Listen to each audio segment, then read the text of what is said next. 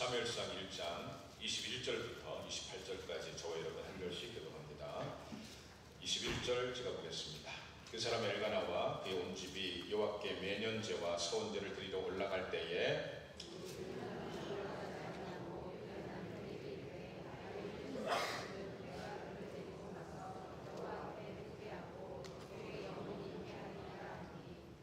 그의 남편 엘가나가 그에게 이르되 그대의 소견에 오른 좋은 대로 하여 그를 젖되기까지 기다리라. 오직 여호와께서 그의 말씀대로 이루시기를 원하노라 하니라. 이에 그 여자가 그의 아들을 양육하며 그가 젖되기까지 기다리다가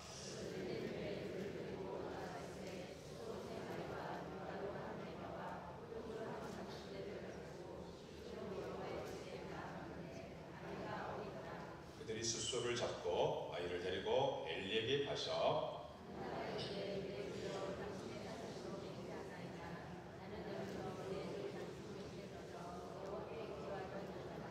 이 아이를 위하여 내가 기도하였더니 내가 구하여 기도한 바를 여호와께서 내게 허락하신지라. 그의 평생을 여호와께 드리나이다 하고 그가 거기서 여호와께 경배하니라. 아멘. 오늘 본문을 가지고 이 여름에 자녀들 행복합니까? 라는 제목으로 함께 말씀 나누겠습니다. 내일부터 상반기 종강합니다. 여름방학이 시작됩니다. 또 학교에서도 다음 주부터 여름방학이 시작되죠. 이 여름방학에 대해서는 크게 두 가지 반응이 있는 것 같습니다. 첫 번째는 와 방학이다 좋다 하는 긍정적 방향이 있고요. 그런데 두 번째 엄마들 입장에서 이야 이 더운 여름 애들과 어떻게 또 씨름하나 걱정이 되는 그런 방학이라 할 수 있겠습니다. 그래서 오늘 이 시간 어떻게 하면 이 더운 여름에 자녀들과 아니요 요즘에는 또 할머니들이 손자들을 많이 키우는 것 같습니다. 그래서 손자들과 어떻게 하면 좀 이 여름에 행복하게 지낼 수 있는지 그 비결을 말씀드리고 싶습니다. 고대의 유물을 연구하는 사람들을 무슨 학자라고 합니까? 고고학자라 하는데 이 고고학자들이 크게 두 패로 나눠가지고 연구를 했습니다. 하나는 고대 이집트의 파피루스 문서를 글자를 해독하는 연구를 했고요. 또 한 부류는 정반대로 고대 중국 상형 문자를 해독하는 그런 연구를 했습니다. 이집트는 서쪽에 저 맨 끝에 있고 중국은 저 동쪽에 아시아 쪽에 있지 않습니까? 각각의 유물들을 오랜 시간에 해독을 했습니다. 고대 문서다 보니까 해독이 잘 안 돼서 겨우겨우 해독을 했습니다. 그런데 결과가 놀라운 일이 벌어졌습니다. 놀랍게도 너무나 멀리 떨어진 나라들인데도 완전히 동 끝에 서쪽 끝에 이런 나라들인데도 두 고문서에 공통된 말이 나오고 있다는 것이었습니다. 무엇이었을까요? 고대 이집트 파피루스에서는 이런 말이 나왔습니다. 지금 젊은 것들은 버릇이 없다 이런 말이 나왔습니다. 고대 중국의 상형 문자 한문의 그 전 단계 문자죠. 이 중국 상형 문자에서는요 요즘 아이들은 버릇없다 이런 말이 나왔다고 합니다. 와우! 이것은 수천 년이 지난 오늘날도 동일하지 않습니까? 자매님 핸드폰 좀 예배 시간이니까 집중해 주시기 바랍니다. 맨 앞에서 그러니까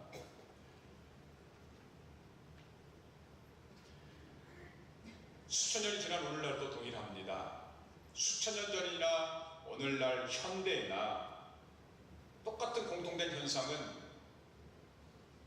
젊은 사람들이 버릇이 없다는 것이죠. 그런데요 이 고문서에 의하면 쭉 고문서가 내려왔으니까 결국은 그렇게 말하는 부모들도 어렸을 때는 어땠습니까? 우리 여기 권사님들 어땠어요? 권사님들은 어렸을 때부터 버릇이 있었습니까? 똑같거든요. 부모들도 어렸을 때는 버릇이 없었는데도 너무 애들한테 버릇없다 이렇게 얘기한다는 것이죠. 아무튼 간에 고대나 현대나 10대 청소년들은 버릇없는 무서운 질풍노도의 시기라 할 수 있을 것입니다. 얼마 전에 새가족 신방이 있었습니다. 환영하는 메시지와 함께 기도 제목을 나누었는데 갑자기 신방받는 성도님의 얼굴이 심각해지는 겁니다. 왜냐하면 중학교 2학년 자녀 때문에 이 어떻게 할 줄을 모르겠다는 겁니다. 중학교 1학년 때까지는 얘기하면 그대로 예 엄마 했는데 중학교 2학년 때부터는 이거 완전히 돌출해가지고 심지어는 무섭다는 겁니다.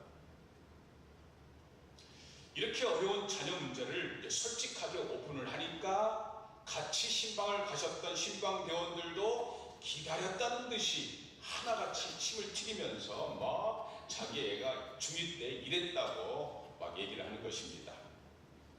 신방 시간이 갑자기 상담 시간으로 바뀌어버렸습니다. 맞아요 성도님, 중2, 사춘기 때는요 제일 감당하기 어려워요. 그러면서 최근에 유행하는 얘기까지 해주더라고요.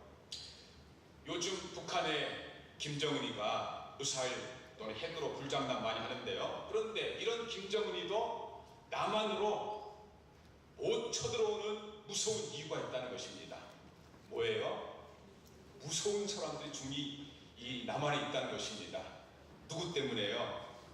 강력히 버티고 있는 미국 때문에 그런 것이 아니고 글쎄 어디로 튈지 모르는 이 무서운 중2 학생들 때문이라고 지금 유행이 되고 있어서 김정은이가 내려오지도 못한다는 것입니다. 이 정도로 지금 부모들은 10대 사춘기 자녀들을 상대하기가 너무 버겁다는 것. 내 애인데도 이거 어떻게 애를 상대해야 될지. 여러분의 자녀들은 문제 없습니까? 요즘은 또 자녀뿐만 아니라 손자들이죠. 여러분 손자들 문제 없습니까? 그런데요 3500년 전 애굽에 놓였던 이스라엘을 해방시킨 지도자 모세는 전혀 그런 어려움이 없는 것으로 보여집니다. 당시 모세의 나이가 80이었습니다. 할배였어요. 할아버지였습니다. 완전 할아버지. 그런데 120살 죽을 때까지 무려 40년 동안이나 누구랑 상대했느냐? 20살, 20살 밑에 청소년들을 가르치는 광야 학교를 열었던 것입니다. 그래서 40년 동안 20살 밑에 청소년들을 가르치면서 만나 세대라고 가나안을 담대하게 들어갈 수 있는 그런 만나 세대를 만드는 대성공을 이루겠다는 것입니다. 지금 우리는 중2만 돼도 한 명만 이 아이를 어떻게 될지 모르는데 모세는 80세 할배인데도 약 60만 되는 20 미만 청소년들을 대성공 거뒀다는 것입니다. 이것이 어떻게 가능할 수 있을까요? 자, 먼저 이것을 알기 위해서 알아야 될 것이 하나 있는데 모세 당시 3500년 전 고대 시대와 그리고 현대하고는 이게 너무 교육 환경에 차이가 있다는 것입니다. 물론 당시에도 방금 전 고대 자료에서 말씀드렸듯이 그 당시나 요즘이나 요즘 젊은 것들은 버릇이 없다 할 수 있겠죠. 그럼에도 지금은 너무 혼탁해진 환경으로 인해 가지고 고대 시대와는 너무 큰 차이의 환경이 있다는 것입니다. 지금 현대 시대가 어느 정도로 혼탁한 세상인 줄 아십니까? 사회학자들은 이 현대 시대의 혼탁함을 3S를 얘기하면서 그 심각성을 지적하고 있습니다. 현대 시대의 3S 뭡니까? 스크린 세대라는 것입니다. 스피드 세대라는 것입니다. 섹스 세대라는 것입니다. 첫 번째, 스크린이라는 것은 화면입니다. 화면. 제가 학생 때는 그 와이마인가 이름도 잊어버렸는데요. 듣는 것만 가지고 있어도 대단했습니다. 이야. 근데 지금은 듣는 건 아무것도 안 해요. 듣는 것 보면 뭘로 해야 돼요? 눈으로 봐야 됩니다. 인터넷, 스마트폰, 눈으로 봐야지 이게 이루어지는데, 눈으로 보다 보니까 아이들이 더 감각적이 되고 훨씬 더 충동적이 돼가지고요, 지금은 장년들의 범죄뿐만 아니라 이 청소년의 범죄가 심각하게 발생한다는 것입니다. 두 번째, 스피드 시대입니다. 속도 시대입니다. 우리가 전에는 어떤 자료를 얻기 위해서는 수년 동안 외국 나가서 선진 가서 배워서 왔는데요, 지금은요 별로 그럴 필요 없습니다. 인터넷 하나만 탁 치면은 세계에 있는 모든 자료가 즉시로 금방 우르르 나올 수 있어요. 그러다 보니까 부모들보다도 이 아이들이 훨씬 더 정보가 많고 유식해진 거예요. 그래서 이 아이들이 부모를 무시하고, 엄마가 뭘 알아? 탁 나옵니다. 아버지 모르시면서 왜 그러세요? 탁 나와요. 근데 사실이에요. 애들이 얼마나 우리보다 인터넷 잘합니까? 그렇지만 결국은 세 번째, 쾌락의 세대가 됐다는 것입니다. 이렇게 어른들보다도 더 정보력이 있는 청소년들이, 전에는 어른들만 할 수 있었던 이런 쾌락, 이런 것들이 이제는요 아이들도 여과 없이 그대로 접할 수 있는 겁니다. 게임이 지나서 지금 도박입니다. 애들이 지금 도박 머니를 따고 가고 있어요. 이거 심각하면 이제 범죄를 하게 되는 것입니다. 성적 타락, 지난주 보도에 보니까요, 유치원에서 남자아이 두 아이가 여자아이 하나를 어른들이 하는 것처럼 성추행을 했다는 것입니다. 난리가 났어요, 유치원에서.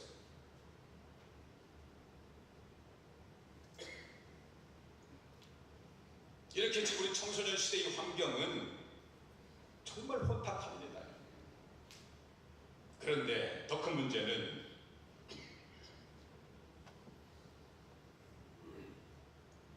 이렇게 급속도로 타락해가는 아이들을 어른들, 부모들이 좀 더 잘 지도할 수 있는 것이 있는데, 그것이 아닙니다.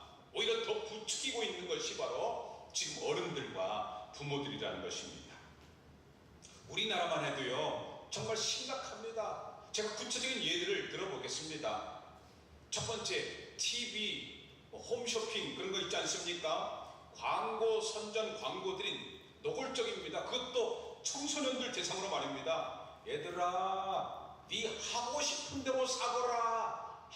입고 싶은 거 다 입어라. 먹어라. 마셔라. 부어라. 계속 광고합니다. 전에는 라디오로 그 소리만 들어도 야 사고 싶다 했는데, 지금은 눈으로 청천연색으로 보니까 안 살 수가 없는 겁니다. 과소비, 이 충동질이 돼가지고 애들이 보면은 가져야 돼요, 요새는요. 그래서 사고 싶은데 부모가 돈 안 주잖아요. 돈이 모자라면 서슴없이 범죄를 저지르는 것이 요즘 세대입니다. 전에는 가난해가지고 없어서 도둑질했습니다. 근데는요, 지금은요 있는데 더 좋은 것을 가지려고 도둑질하는 것입니다. 두 번째는 이게 더 심각합니다. 어차피 뭐 TV, 홈쇼핑은 상업적인 거니까 어떻게 할 수가 없으니까요. 그런데 두 번째는 국가가 아이들을 지금 조장하고 있다는 것입니다. 국민의 가장 기본권인 인권을 다루는 국가인권위원회가 문제입니다. 이 세상 모든 책들 중에 가장 기본이 되는 책이 뭡니까, 여러분? 모든 책들은 가설과 학설을 얘기할 수 있습니다. 그래서 진리가 아닙니다. 그런데 이 책만큼은 진리를 얘기해야 됩니다. 교과서예요, 교과서. 아이들이 배우는 교과서는 학설, 가설을 가르치면 안 됩니다. 가장 기본이 되는 진리를 가르치는 게 이게 교과서입니다. 그런데 이 교과서에 해서는 안 될 성적 타락을 조장하고 있는 것입니다. 중학교 책도 마찬가지인데요. 고등학교 가장 예민한 때 고등학교 도덕 교과서 81페이지에 이렇게 기록되고 있습니다. 성적 소수자, 동성애자들이 인권위원회가 소수자들의 인권을 중요시 여긴다고 했는데 결국 동성애자들의 인권을 얘기하고 있습니다. 동성애자는 누굽니까? 남성과 남성끼리, 여성과 여성끼리 관계하는 그런 인간들입니다. 그런데 이런 사람들에 대해서 이렇게 얘기합니다.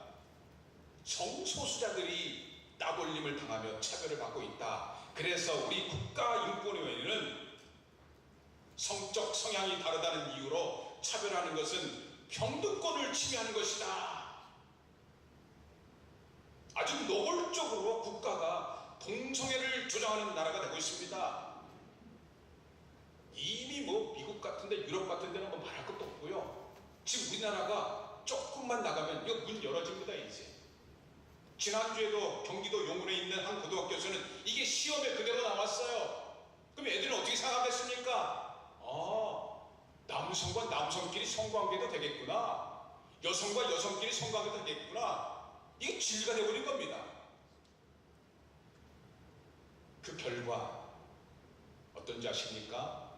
그래프 하나 보여드릴게요.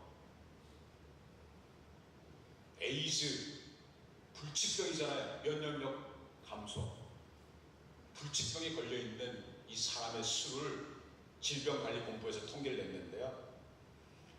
2000년만 해도, 지금부터 한 15년 전만 해도 미미했습니다. 그런데 2005년, 10년, 14년, 5년 주기로 팍팍팍 늘어나고 있는데 그 중에서도 몇 살들이요?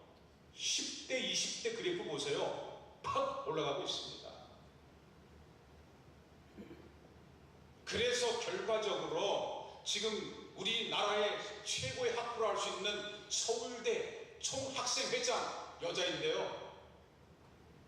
뭐라고 해서 당선된지 아십니까? 나는 레즈비언입니다. 동성애자입니다. 나는 여자와 관계를 맺고 있습니다. 서울대 학생회장이 그랬습니다. 선거 공약이 뭡니까? 더럽고 지저분하게 놀아보자. 이게 선거 공약입니다. 그리고는 또 학교 내에서 기독교 전도는 금지합니다.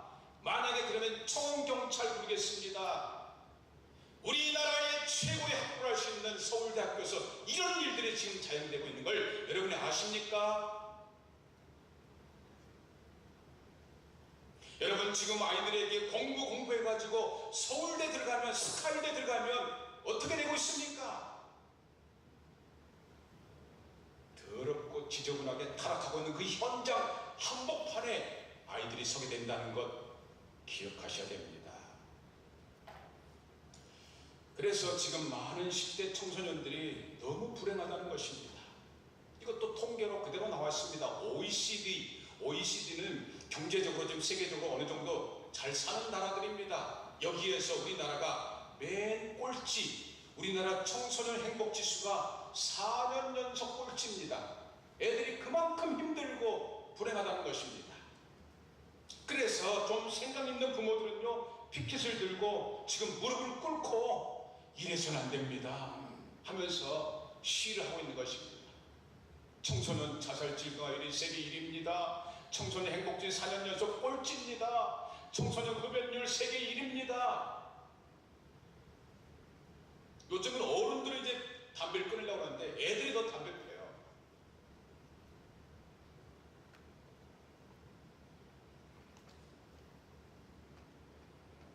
여러분, 내 자녀만큼은 괜찮다 생각하고 있습니까?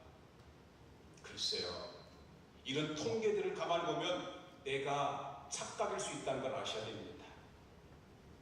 나도 모르는 불행이 내 자녀에게 지금 있을 수 있는 것입니다. 여러분 정신 바짝 차려야 됩니다.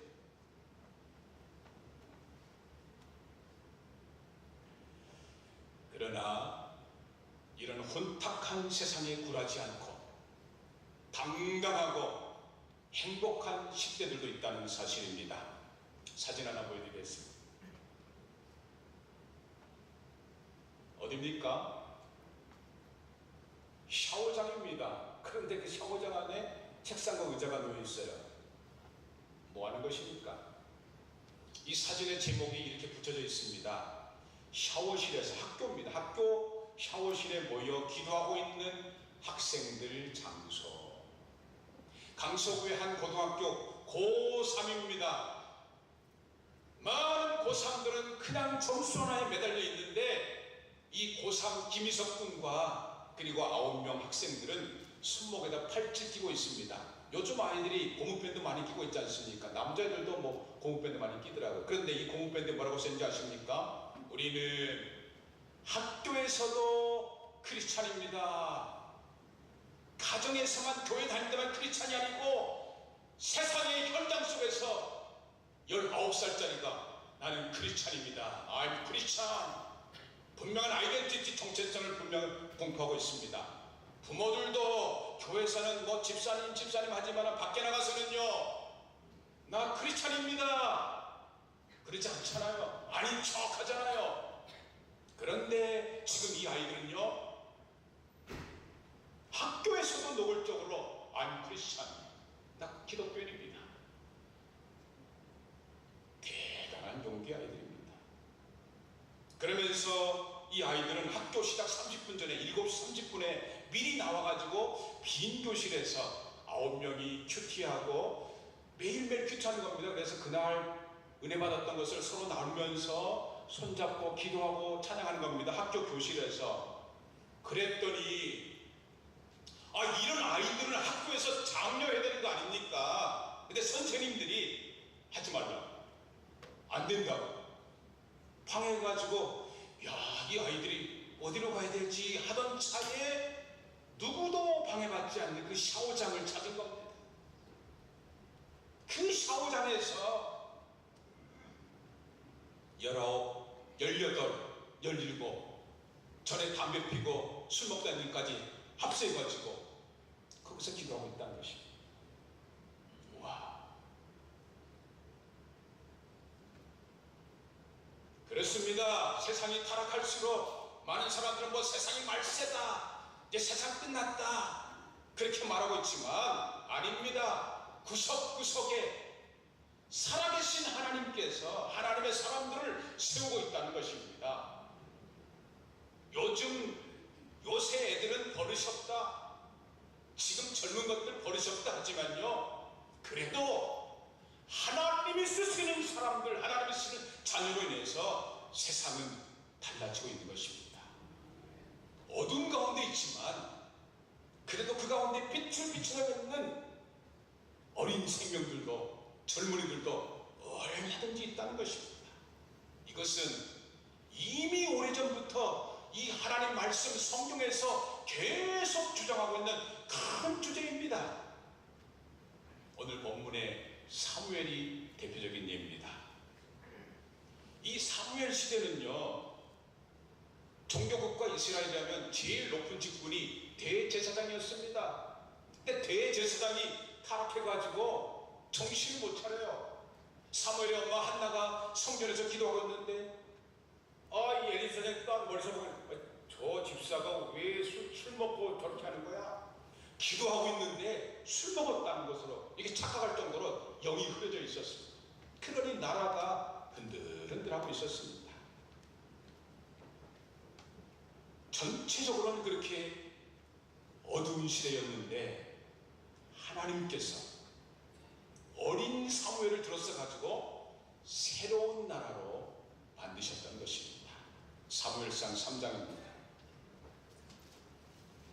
사무엘이 사람의 여호와께서 그와 함께 계셔서 그의 말이 하나도 땅에 떨어지지 않게 하시니 단에서부터 부엘사로 가지고 온 이스라엘이 사무엘은 여호와의 선지자로 세우심을 입은 줄을 알았더라. 사무엘이 완전히 장년이 된 거 아닙니다.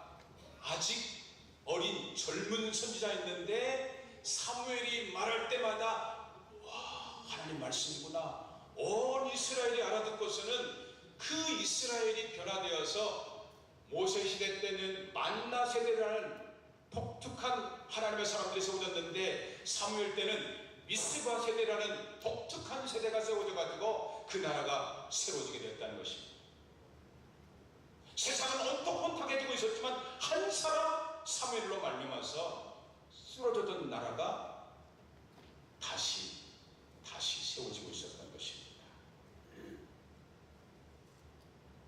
그렇다면 여러분, 이 어린 사무엘이 어떻게 해서 하나님께 쓰임받을 주셨단 말입니까? 사무엘이 어렸을 때부터 기어다니면서 하나님 하고서 찾아다닌 겁니까? 어떻게 해서 가는 게 된 거예요? 단 한마디로 얘기한다면 그 엄마 한나 때문이었습니다. 오늘 본문 26절 28절에 한나의 고백이 나오고 있습니다. 26절 보십시다. 한나가 이르되, 사무엘의 엄마입니다. 내 주여, 당신의 사심으로 맹세하나이다. 나는 여기서 성전에서 내 주 당신 곁에서 서서 여호와께 기도하던 여자라. 이 아이를 위하여 내가 기도하였더니 내가 구하여 기도한 바를 여호와께서 내게 허락하신지라. 그러므로 나도 하나님께 응답받았기 때문에 나도 그를, 내 아이를 여호와께 드리되, 어떻게 드려요? 그의 평생을 여호와께 드리나이다 하고 그가 거기서 여호와께 경배하니라. 용기 있는 엄마 한나다. 지금 다 나라 전체가 어두워져 있습니다. 그런데 그 중에 한 사람, 용기 있는 엄마 한나가 어린 사무엘을 어렸을 때부터 전적으로 성전에서 하나님께 바치게 된 것입니다. 어느 정도로 어렸을 때부터요? 24절에 뭐라고 그랬어요? 24절에 젖을 뗀 후에 그를 데리고 올라갈새 수소새 머리와 밀가루 한 여과와 포도주 한 가죽부대를 가지고 실로 여호와의 집에 나아갔는데 아이가 어리더라. 구체적으로 몇 살을 됐을까요? 우리 이 동양권에서는 한 2살까지 정도 애한테 젖을 먹이는데, 저 근동 지방에서는 3살, 4살까지 젖을 먹이는 엄마가 있다고 합니다. 그러니까 최소한 우리나라 나이로 얘기한다면 4살, 5살 때입니다. 자, 여러분, 아이가 4살, 5살 때 얼마나 이쁩니까? 그냥 볼을 그냥 확 깨물어주고 싶을 정도로 4살, 5살 때 너무 이쁘지 않습니까? 그런데 이 아이를 어떻게 해요? 품에 있는 것이 아니고 성전에다 갖다 놓은 것입니다. 그것도 타락한 제사장 밑에다가. 그것은 그만큼 하나님께 나는 맡깁니다. 용기 있는 엄마였던 것입니다. 비록 4살, 5살이지만 성전에 갖다 놓음으로써 이 아이가 눈만 뜨면 하나님 말씀, 눈만 뜨면 성경으로 교육받게 했던 것입니다.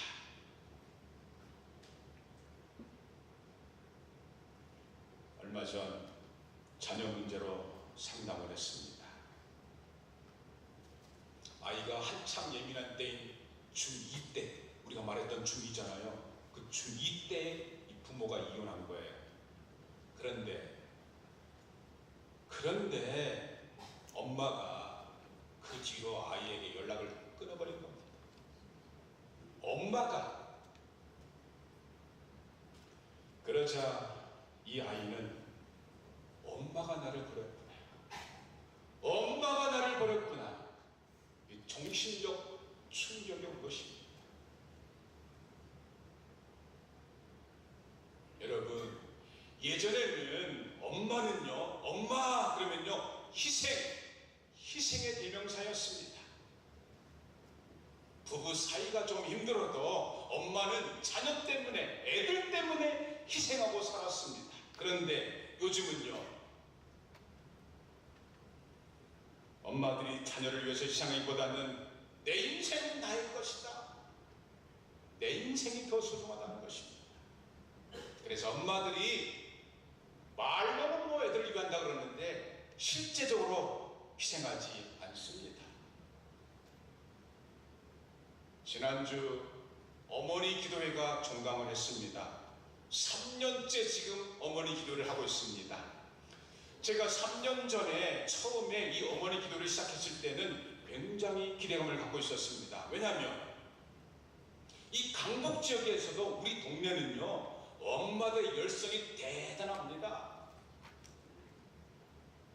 신생학교들이 있는데도 그 엄마들의 열성 때문에 서울시에서 알아주는 학교가 될 정도로 우리 강북 지역, 우리 동네 엄마들 대단합니다. 그래서 어머니 기도회를 만들면 엄마들이 열성적으로 기도할 줄 알았습니다. 그런데 그게 아니었습니다. 자녀들에 대해서 염려는 뭐 그렇게 하면서도 정작 인생의 생사화복, 내 자녀의 생사화복을 주관하시는 전능자에게 내 자녀를 맡기면서 기도할 시간은 없다는 것입니다. 자기 즐길 시간은 있는데, 애한테 잔소리할 시간은 있는데, 구체적으로 시간을 희생할 생각은 없다는 것입니다.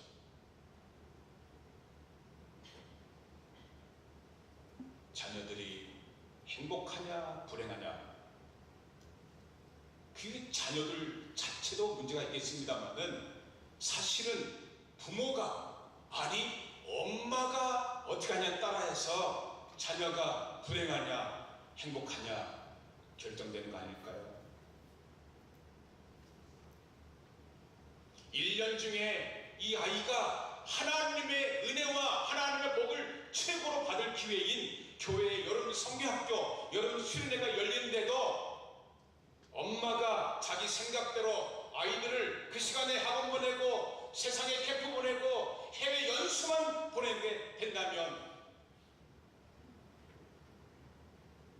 전능자 하나님하고는 관계가 없어지는 겁니다.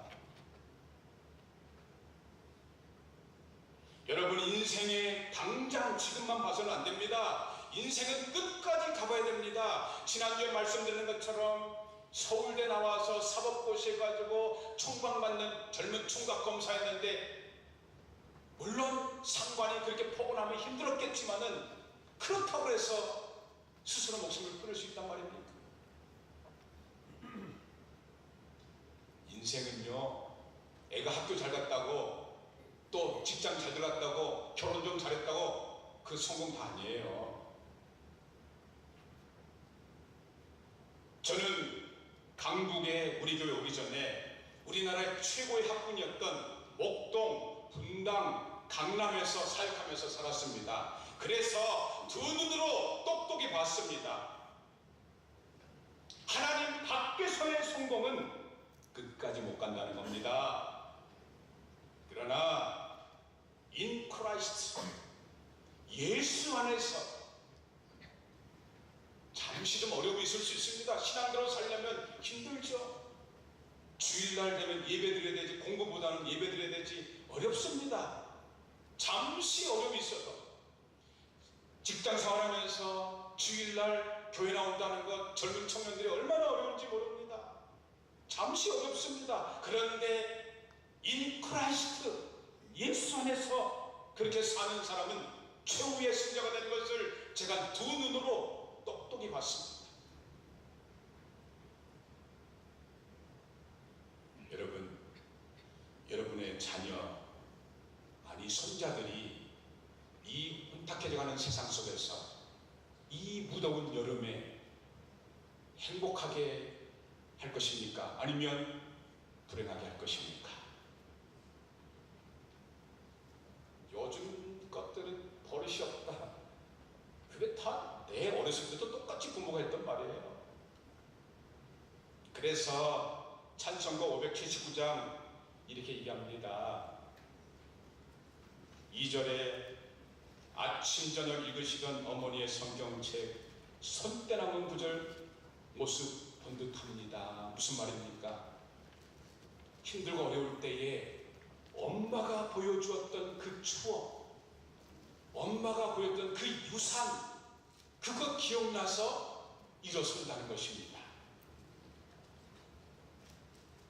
3절입니다. 홀로 누워 괴로울 때, 헤매다가 지칠 때 부르시던 찬송소리 귀에 살아옵니다. 아침 저녁으로 엄마는 TV 보면서 나한테는 공부하라 하면 그게 애들이 이해가 되겠습니까? 아침 저녁으로 엄마가 성경 보면서 어려울 때는 찬송을 불러야 되는 것인데 어려울 때마다 짜증 부리고 신경이 부리면서 4절입니다. 온유하고 겸손하며 올바르고 굳세게 어머니의 뜻받들어 보람있게 살. 엄마 생각하면 아, 우리 엄마는 온유한 엄마, 아, 정말 우리 엄마는 정말 교회 다니는 참 신앙인이야. 아, 이런 게 유산으로 속으로 나와야 되는 거야. 아, 우리 엄마 교회 다닌다고 해서 맨날 짜증내, 신경이. 이렇게 애들이 행복합니까? 불행합니까? 요즘 것들이 버릇이 없다고요? 이렇게 말했던 엄마가 그런 거예요. 오늘 이 시간 이 찬송 부르면서 결단하지 않으면 이 혼탁한 세상 속에서 어떻게 애들한테 행복하라고 성공하라고 얘기할 수 있을까요?